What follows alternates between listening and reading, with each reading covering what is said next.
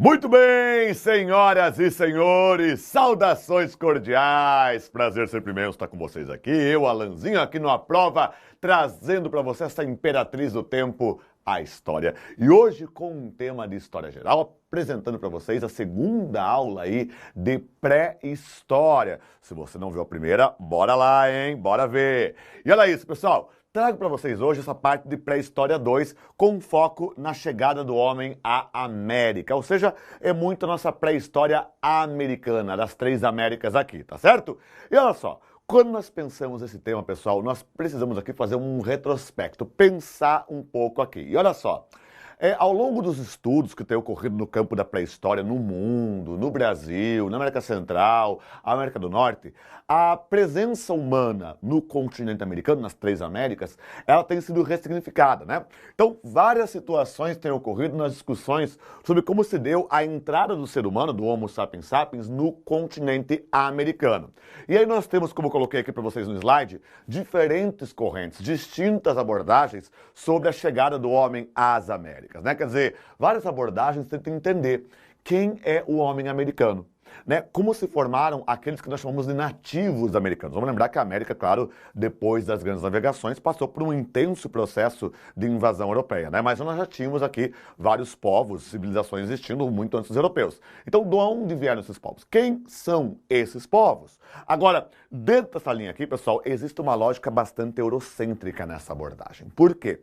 Porque, no mais das vezes, muitos historiadores tradicionais colocam como pré-história da América ou pré-história da chegada do homem às Américas como algo mais ou menos aí situado como antes ou após a chegada do europeu no continente americano, percebeu? Então, claro, existe aqui, portanto, uma perspectiva bastante eurocêntrica, de um grande eurocentrismo que, portanto, lembre, é uma forma de etnocentrismo. Então, olha só, o eurocentrismo da análise historiográfica do século XIX e XX acabou delimitando a pré-história americana como aquilo que se deu antes da chegada dos europeus. Então, em muitos textos historiográficos, apresentava-se como pré-história aquilo que veio antes dos europeus. Então, de repente, incas, maias e astecas eram pré-história.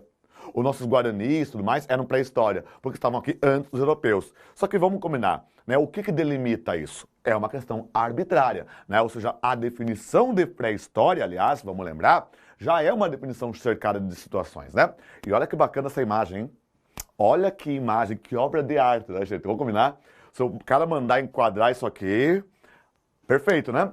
Só que isso aqui, ó, é Cueva de las Manos. Olha meu espanhol fluente. Cueva de las Manos. Cueva de las Manos na Argentina, província de Santa Cruz.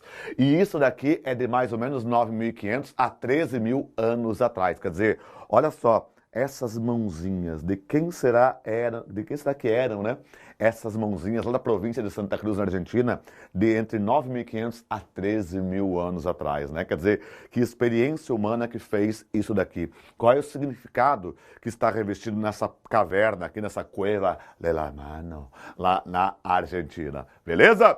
E aí, então, lembre, olha o que o Alanzinho colocou. O próprio conceito de pré-história é alvo de questionamentos, né? Ó, lembra? O próprio conceito de pré-história é alvo de questionamentos, na sua atribuição entre antes e depois de escrita. Pessoal, vamos recuperar da nossa primeira aula de pré-história. Nós estabelecemos a invenção da escrita por volta de mais ou menos 3.500 a.C., né? Lá no que seria o Egito e Mesopotâmia. Só que a gente sempre considera o seguinte, nós achamos que é ali. Vai que de repente tem um outro povo que inventou primeiro, só que nós não achamos a evidência ainda. Outro ponto.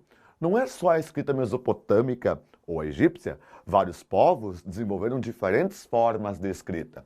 Mas outro ponto também é que eu determinar que pré-história é antes da escrita e história é depois da escrita, existe aqui um preconceito muito marcado.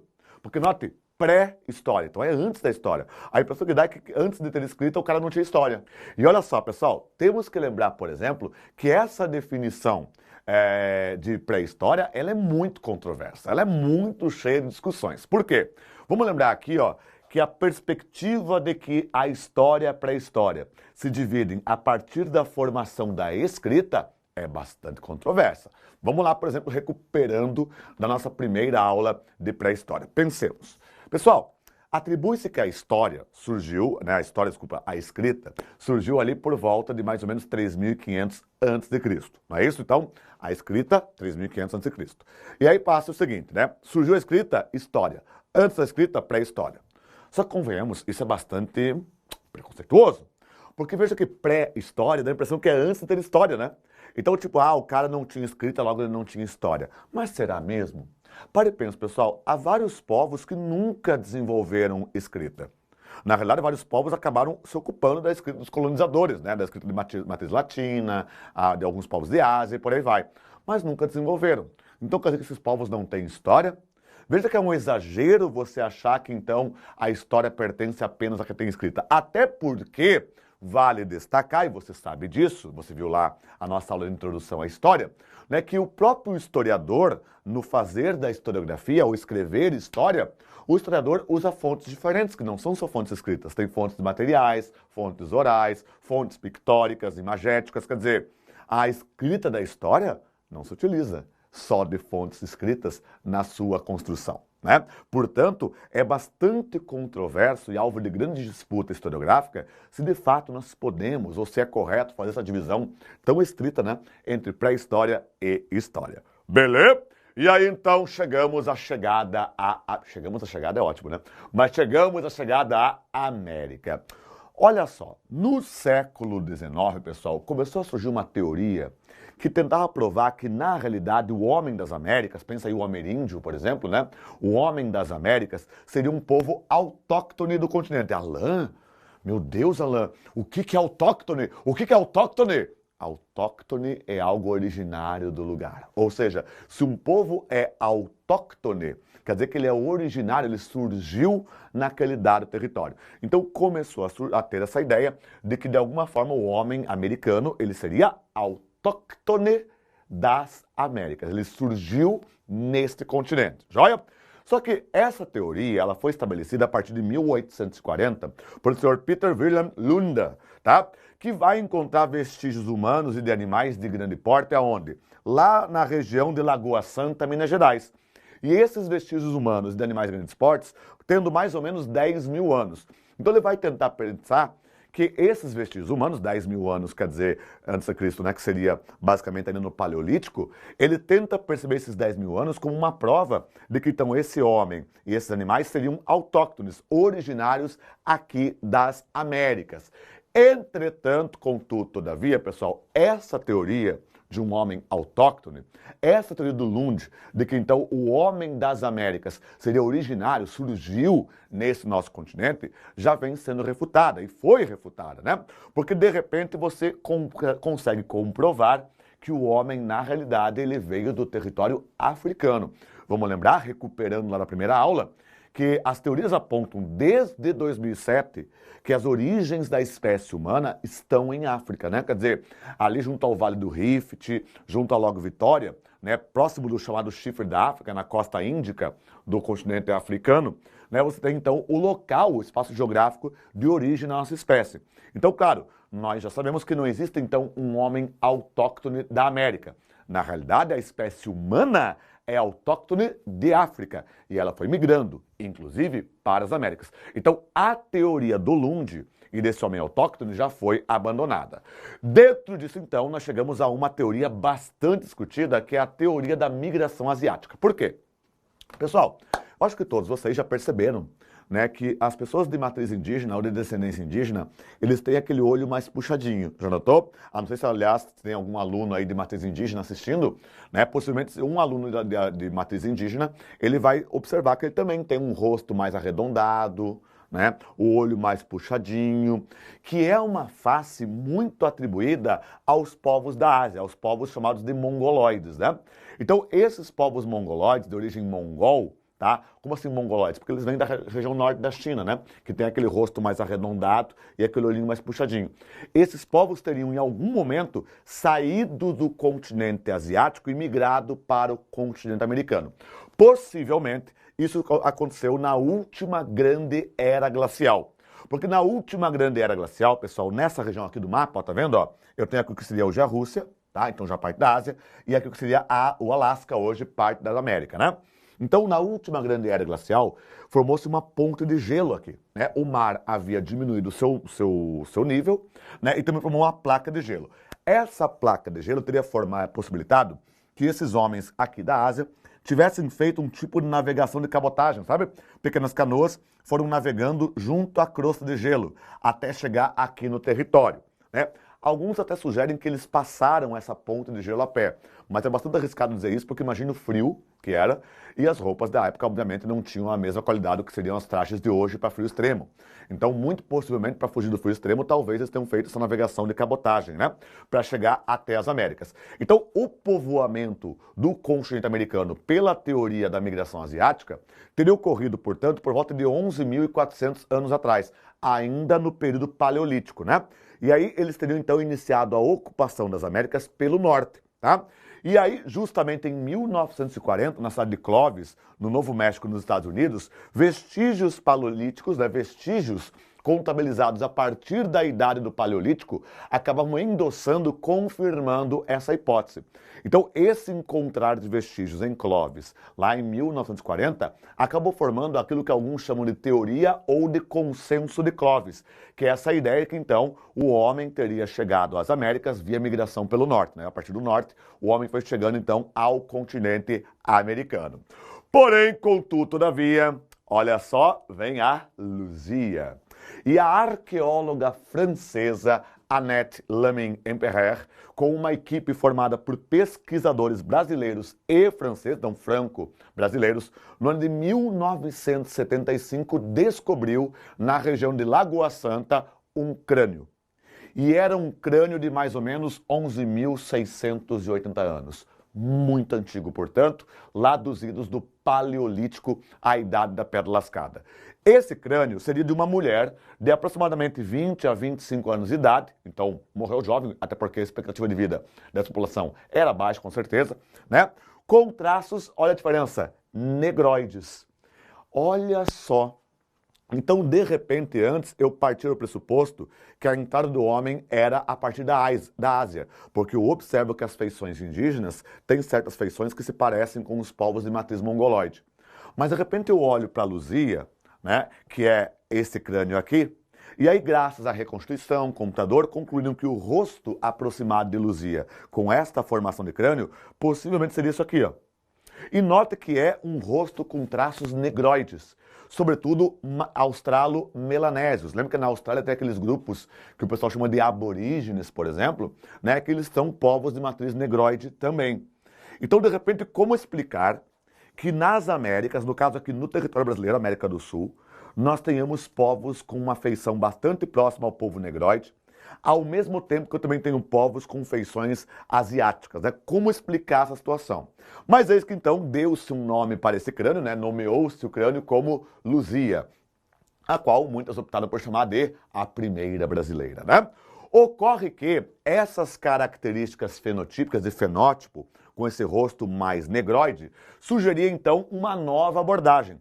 E na medida em que eu tenho agora uma feição, um rosto que não tem nada de asiático, não tem nada de mongoloide, sim de negroide, isso acabou colocando em xeque o chamado consenso autoria de Clovis. Então, a partir de então, aquela teoria já estabelecida, bastante consolidada, de que o povoamento das Américas ocorreu pelo norte, então América do Norte, América Central e aí América do Sul, começou a ser colocada em xeque. De repente, agora percebeu-se que, possivelmente, o povoamento das três Américas se deu de modo muito plural, muito multifacetado, né? E aí, quem era o povo de Luzia, né? Quem era o povo da Luzia? Quem eram aquelas pessoas? Como que, possivelmente, eles viviam? Bom, evidências arqueológicas, é bom que se diga, né? Nós não temos fontes escritas do período, então são evidências materiais e arqueológicas, sugerem que essas pessoas, né, o povo de Luísa, viviam em grupos pequenos de indivíduos, com cerca de mais ou menos 25 pessoas por grupo. Então eram pequeníssimas aldeias que eles tinham, 25 pessoas por grupo, né? Outro, eram acampamentos com até 5 palhoças, então faziam pequenas habitações em palha, né? E que eles tinham então essas 5 palhoças no máximo, né? É quase um múltiplo, né? Então, 25 pessoas, 5 palhoças, 5 por palhoça, né? Tá ali. Então, essas palhoças, né, formavam esse mundinho, que era esse povo da Luzia. Outro ponto, eram certamente caçadores-coletores. Não se observa nas evidências materiais, nos vestígios arqueológicos do povo de Luzia, qualquer inserção de agricultura ou pecuária, por exemplo, né? E também já se percebia que eles possivelmente tinham divisão de tarefas por sexo, né? Então, possivelmente, havia uma divisão de tarefas entre esse povo de Luzia por sexo. Então, a mulher fazia uma coisa, o homem fazia outra, o que é muito comum no mundo antigo, diga-se de passagem, né? Só que aí, pessoal, olha só, nos rituais fúnebres descobriu-se uma coisa muito curiosa. Percebeu-se que esse povo de Luzia tinha um costume. Quando morria alguém, eles sepultavam a pessoa em posição fetal, aquela posição fechadinha assim de feto, né? Posição fetal. Então, sepultava a pessoa em posição fetal. Depois do processo de decomposição terminado, eles desenterravam a ossada e aí eles pintavam a ossada desse indivíduo em ocre. Né, pintavam em ocre a ossada desse indivíduo. E aí ressepultavam essa ossada num tipo de sepultura menor.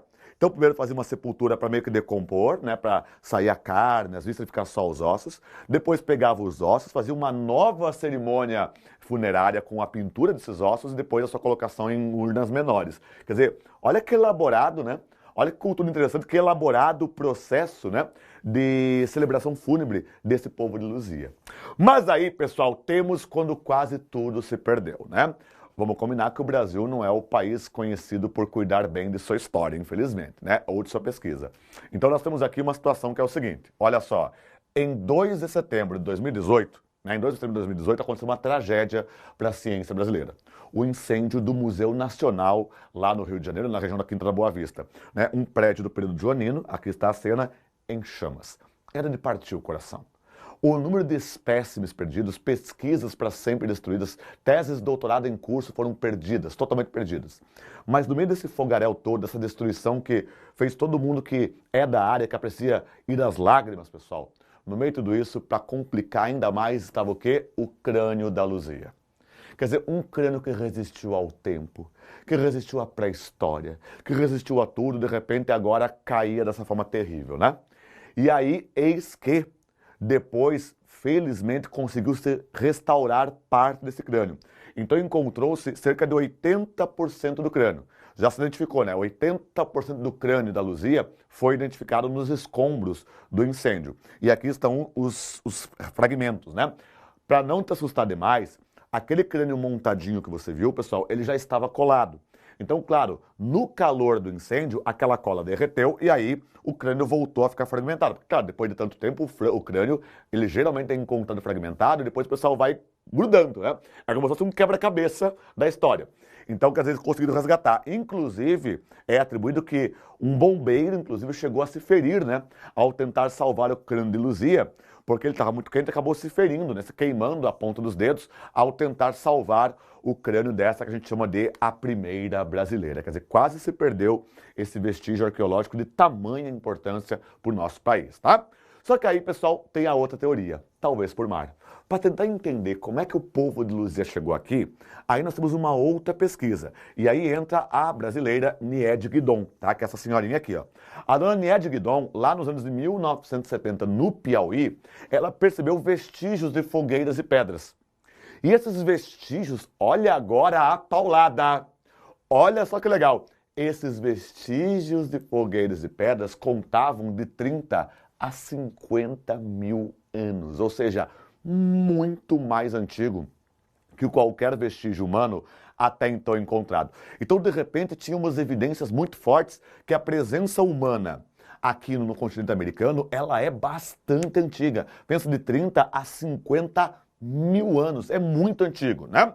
E aí, de repente, percebeu-se então que essa entrada do Homo sapiens, né, a nossa espécie, no continente americano, possivelmente ocorreu por diversos pontos do território. Então, aquele consenso de Clovis, que foi pelo norte, realmente caía por terra. Nós percebemos, talvez, que então os seres humanos foram chegando no continente americano, migrando de diferentes territórios e chegando em diferentes partes do continente americano. Percebe? Tanto que, ó, uma chegada marítima teria ocorrido, né, no eixo entre a Austrália, a Polinésia e também a América. Então, naquela região da bacia do Pacífico, possivelmente, então, esses povos foram chegando. Até porque, pessoal, quando houve a última era glacial, o mar estava mais baixo. Ficando o mar mais baixo, imagine quantas ilhas de fato existiam naquele caminho. Então isso permitiria fazer um tipo de navegação de pouco em pouco, sabe, ligando os pontos, até chegar ao continente americano.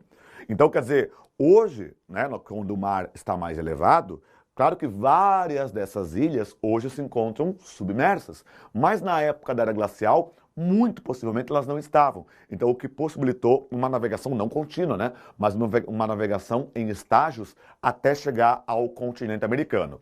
E aqui temos o mapa, né? Então, olha só. Eu tenho aqui a corrente do Estreito de Bering, que é a marcha asiática, né? Então vem aqui, ó, da Ásia, ó, sai de África, migra a Europa, vem para a Ásia, até chegar no norte, que é o Consenso de Clovis. E eu tenho também essa outra que vem por aqui, ó, Filipinas, Oceania, Austrália, Polinésia, Canoas, até chegar aqui, né, na América do Sul. Então hoje nós percebemos uma diversidade de possibilidades na ocupação do continente americano, tá? E aí vem as ruínas também, as ruínas não, né? Os vestígios de São Raimundo Nonato. Lá na região da Serra da Capivara, em São Raimundo Nonato, no Piauí. Alô, Piauí! Alguém do Piauí? Deixa um comentário. Lá no Piauí, se encontram cerca de 800 sítios arqueológicos. Pessoal, o sítio arqueológico de São Raimundo Nonato é considerado um patrimônio da humanidade.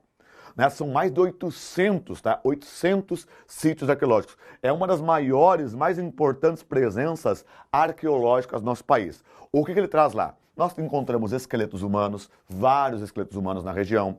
Nós temos registros rupestres, como você está vendo aqui na imagem, né, com pinturas rupestres aqui. Nós temos cerâmica, na produção de cerâmica já, quer dizer, já temos arte, temos uma cultura ali estabelecida, com cerca de 8.960 anos, quer dizer, muita coisa ocorre aqui em São Raimundo Nonato. Beleza?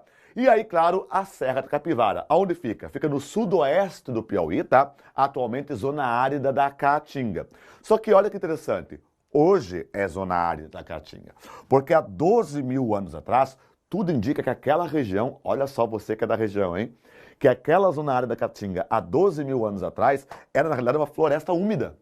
Floresta, olha isso, uma floresta úmida, com animais de médio e de grande porte, ainda pertencentes à chamada megafauna.